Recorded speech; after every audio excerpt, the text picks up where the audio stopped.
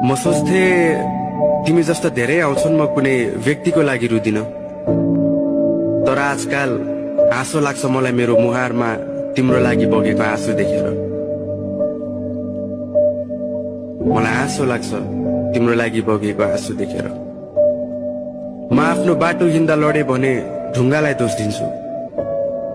म भोलि पानीमा डुबेर मरे भने म पानीलाई दोष दिन्छु। र यदि मैले तिमीलाई पाउन सकिन भने म आफ्नो अहंकारलाई दोष दिन्छु। म उज्यालोको मिल्ने साथी,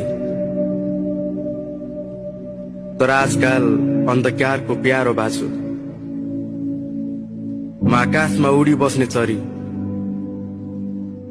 आज पानी बिनाको माछा बाछु। यो कुनै कविता होइन, यो एक प्रेम पत्र हो तिम्रो लागि।